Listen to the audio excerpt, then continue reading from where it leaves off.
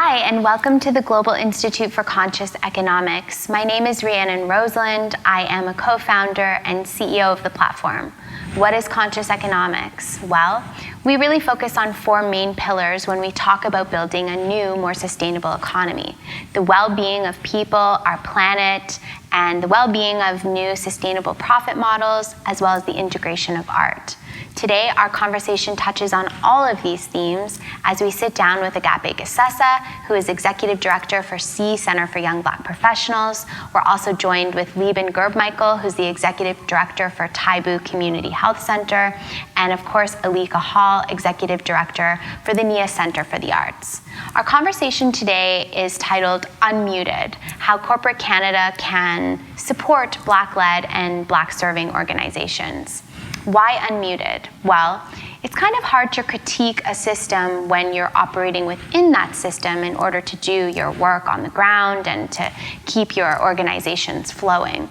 I think today's conversation will allow some of our leaders in this country that are serving the Black community to be able to speak more freely and openly about how we can connect and work together to create a better system for all people and stop systemic racism in its tracks. I hope you enjoy the conversation. So thank you all so much for coming and gathering with us today. I think it's such an important moment in time for us to have this conversation.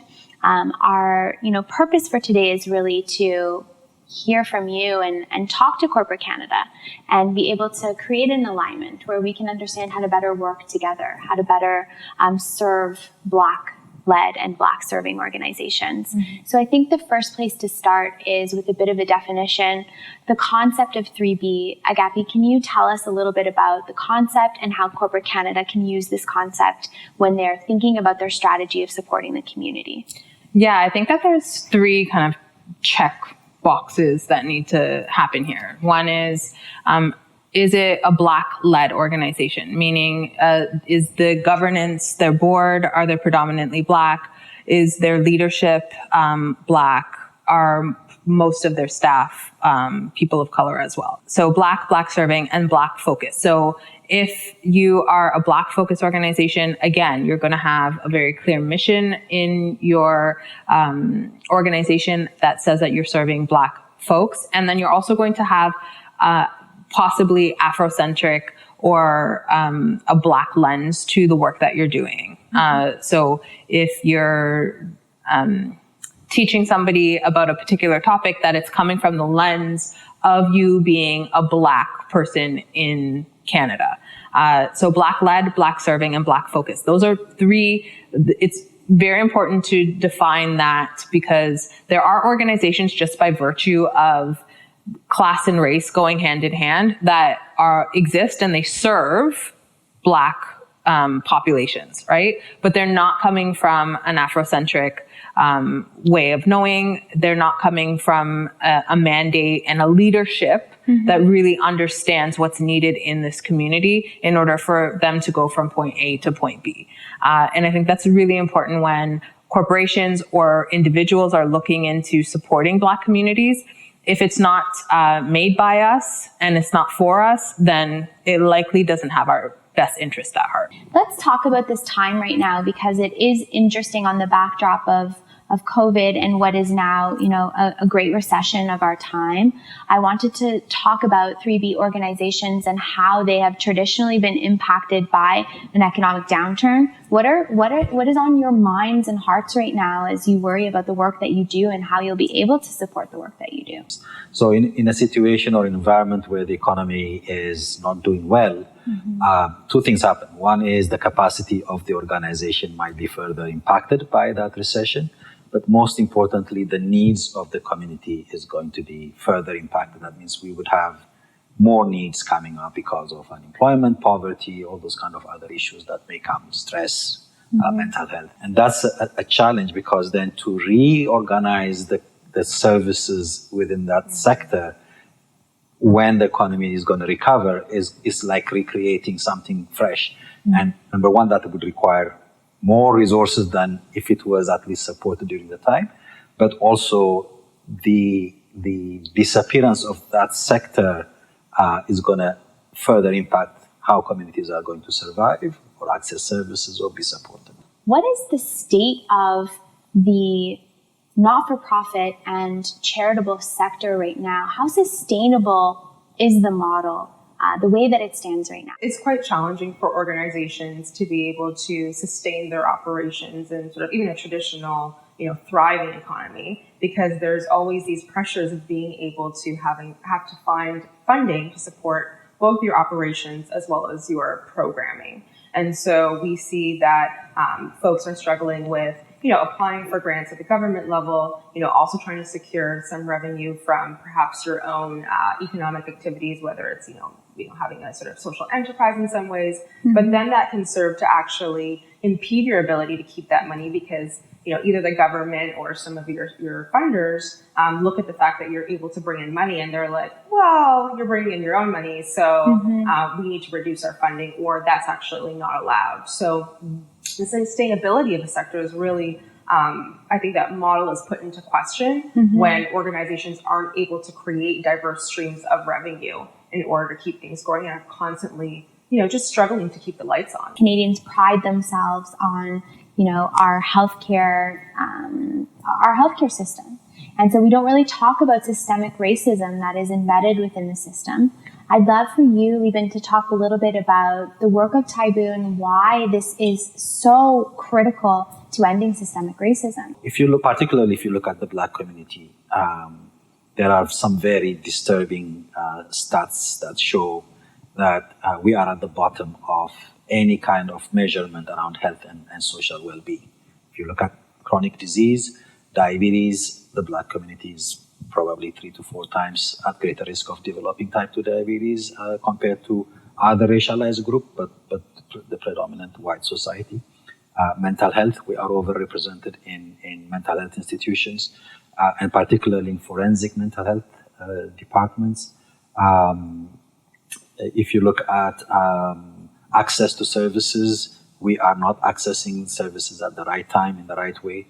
Another example is with youth, particularly, they don't access mental health services through normal pathways around primary care. They go through the criminal justice system, and once you are in that system, you are in a revolving door of criminal justice, mental health institution, criminal justice, mental health institution. So there are some very basic kind of challenges and barriers that the Black community faces, and the establishment of Taibu was to address those barriers by providing, just like what Agape was saying earlier on, in terms of the culturally focused and services that are based on lived experiences of Black communities.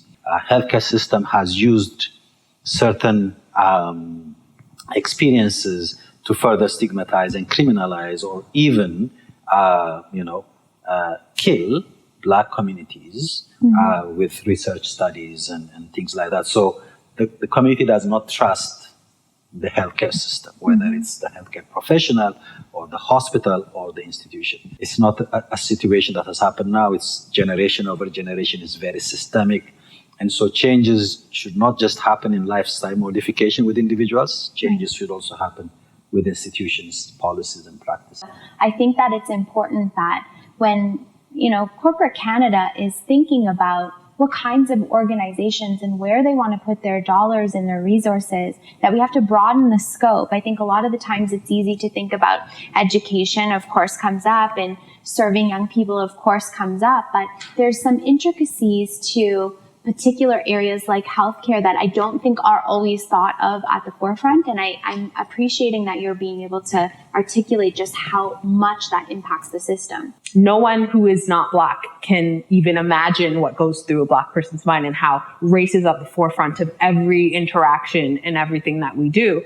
And so the work that we do at C, often people would refer to us as an employment agency, and that is not what we are. We are not an employment agency. We just know that employment is the tool to reach our mission, which is that young people will be able to become financially stable enough to provide for their families and in turn their communities, and that they'll be able to contribute to the Canadian economy just like any other Canadian would, and that they have good quality of life. We recognize that this country has a very large labor gap. We've identified 5 major labor gaps in the Canadian market that in the next 10 years, if these are not filled, those industries are going to be in trouble, right? So that's entertainment, trade, social services, hospitality, and entertainment. And we acknowledge that we do not have a people gap in this country. And I think a lot of the time, because communities who have traditionally had access, those communities are running out of people, right? Because all of those communities are the ones who can't find anyone. But we don't have a people gap. We have a skill gap. In our community, we have a skill gap. And so what we do is we train young people to be able to take advantage of where those labor gaps are in the Canadian economy, so that they can then, access really great healthcare and be able to, express themselves through art and enjoy what other Canadians take for granted. But I think that corporate Canada at the same time has an obligation to give space for those people to be able to say, like, I don't have to behave like so-and-so, because that's what diversity is. I think we are very confused as a country as to what diversity and inclusion really means. It's not, oh, there's a Black person on my board. Yep. Right. That's diversity. That's not inclusion. It's not inclusion. Yeah. And, even as we give the definition of Black-led, Black serving, like, it's also not a check. You gotta have a conversation with the leadership there. You have to dig and you have to ask questions if you're really invested in our communities. My mother would always tell me, do you want to be the best of the best, or do you want to be the best of the worst? Because as a Black person in this country, you're going to need to be the best of the best all the time. You can never fall short of that mark. And I think that's a skill that most Black people have. That mentality, like, I have to be great. I have to be able to strive and outshine everyone else. And I think that type of resilience and innovation and always trying to secure your spot is actually a trait that corporate Canada should be taking advantage of. Like, that's something that is innately in our community, that if you don't allow people to bring their entire self to the work, then you're not going to be able to take advantage of that. And that's not equity and inclusion. It sounds ideal, but unfortunately, I know that it's just, we don't have an environment within corporate Canada where that exists. Can you talk a little bit about the center, but also talk about why art helps to create and instill identity in Black young people, so that they can go and be themselves and know what that means to be themselves in a space where we've always had to melt or change or shift? What does that really look like? I mean, I think art is a really important tool in the fight against anti-Black racism, particularly because art moves us, right? We can all think of a book, a TV show, a movie that transported us or built our understanding of experiences that are different than our own. And so art becomes this ability to help us all better understand who we are as individuals, and as well other people in our communities. And so NIA Center for the Arts was born out of the recognition that Black artists in this country are, excellent in many fields, whether it's writing, music. Our, 2 greatest musical exports in this past decade are from the Black community, Drake and The Weeknd. Amazing writers. Essie Nguyen, won the Literary Book Award for Excellence this year. And so there's all these examples of us being great, but you can't experience art from the Black community except for during Black History Month, and in select ways, And so given that Toronto is home to the largest Black diaspora, it's important for us to have a space that we can regularly find narratives, experiences that reflect our unique identities. And what I found in my work over the past decade is that Black artists have been historically underfunded and undersupported. And so when we think about the role that our photo albums play in our families, we hold our personal histories, but galleries and museums, they hold our collective histories. And we don't find Black art represented, and objects that are associated with their culture represented in these spaces. And so it leaves this gaping hole in our national identity and our ability to understand the experiences of Black Canadians. So NIA Center was born to be able to both showcase, promote, and support art from Black Canadians. We're now embarking on our most ambitious work yet, and that's to transform our space, 14,000 square feet, into Canada's first professional multidisciplinary center that's dedicated to Black Canadians, artists, and their work. It's beautiful work, and I applaud you for it. I'm cheering for you and the build of this. I want to talk about, all of you have had really great experience in working with government, in working with corporations in order to try and advance the work that you're doing. Mm-hmm. Can we talk really honestly about what is not working in that process with corporate Canada? What are some of the key things that you have run into that just don't work or serve in the way that you need? I think one of the issues I've found is that, right off the bat, when we come in and work with corporations, is that they want us to do this kind of work for free. It becomes a Black History Month celebration. Let's bring in some artists. Let's have folks, sing, put up their artwork. And this is great exposure for them.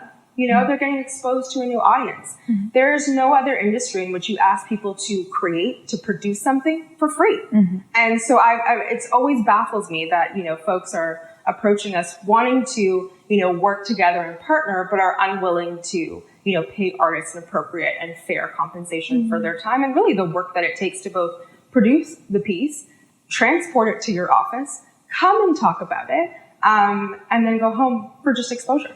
And I think the other sort of missed opportunity that I try and advocate for is around education, right? We have such a short window usually to talk about these issues, usually reduced to February, the coldest and shortest month in our time, in our calendar year.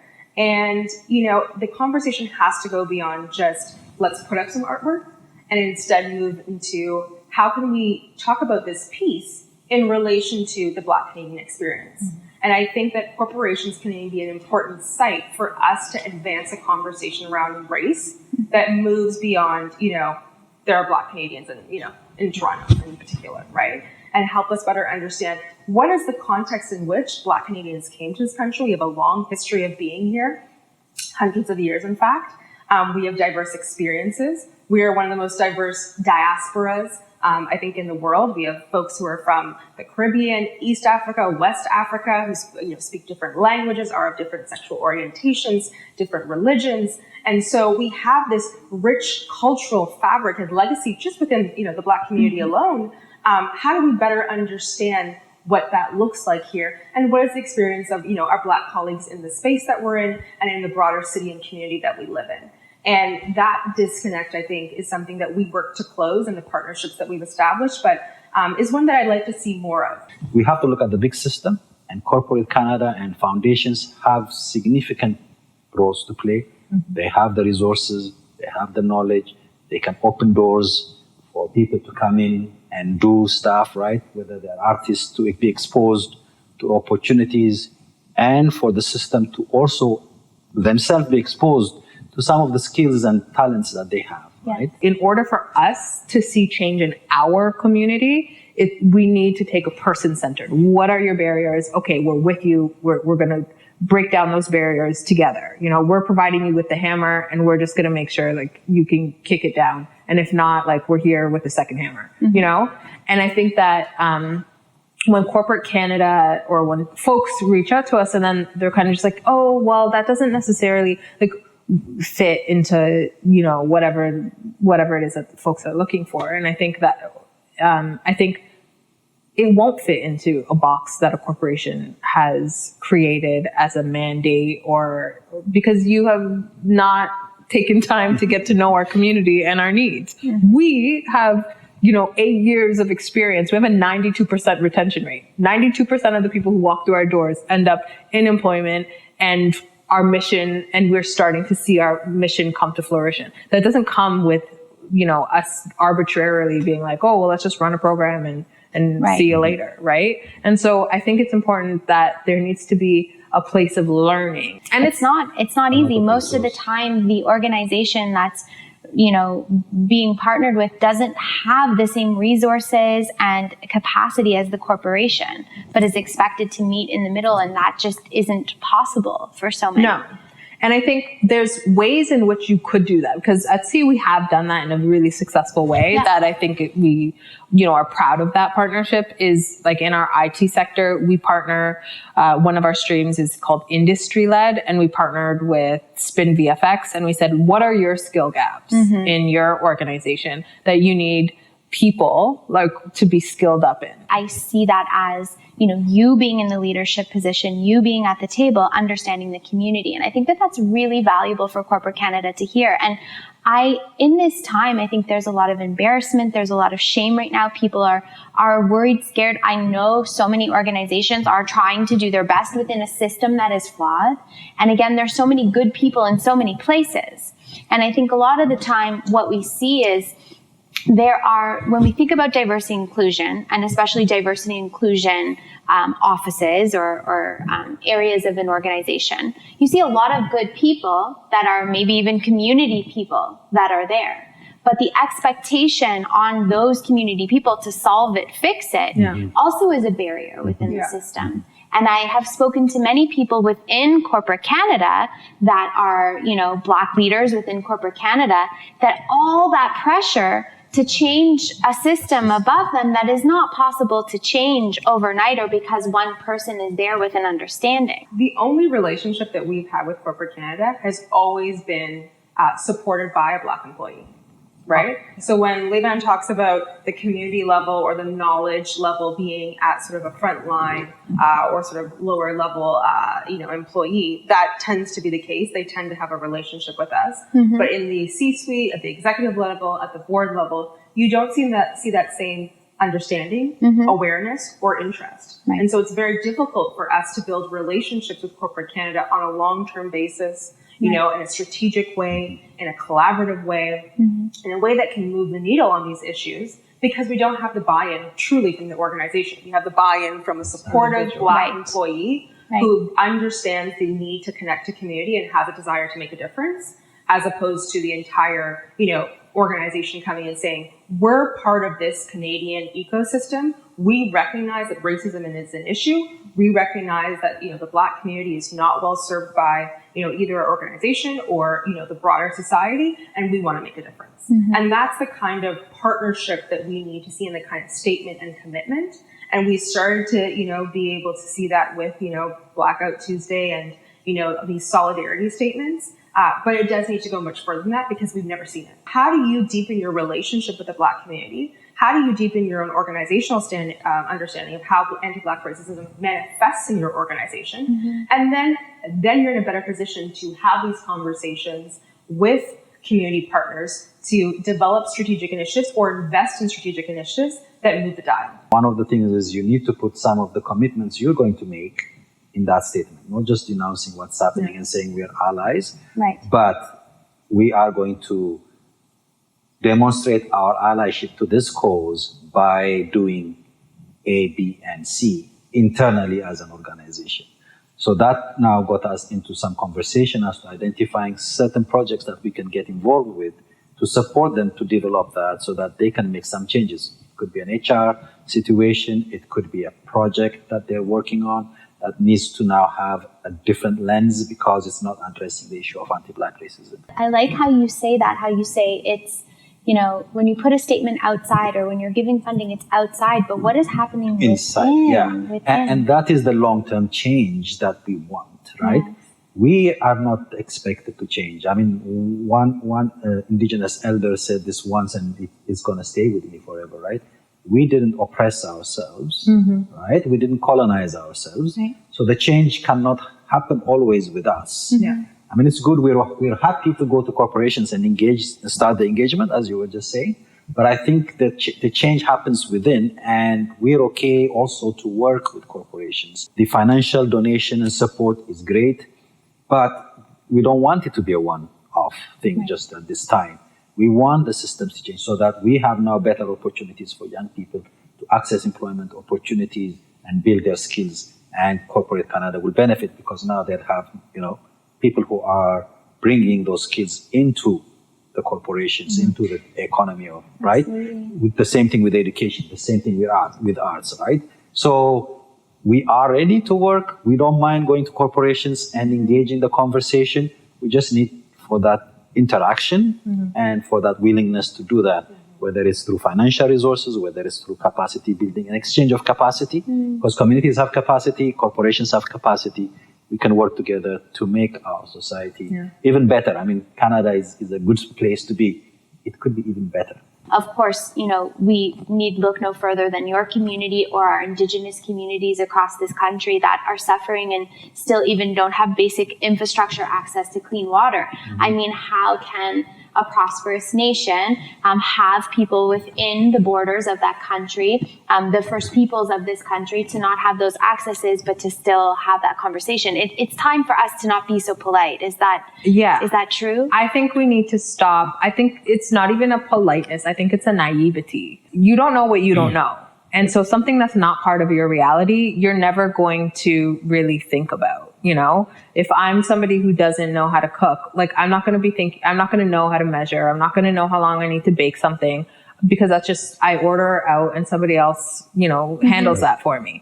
And so that will never be something that I feel the need to learn. But I think we're in a moment now where, I often have been saying this during this time, is that we can't unhear and we can't unsee. So what are you going to do about that? I think the problem that the rest of the world outside of our communities does not understand is this is a 365 for the last couple centuries of work.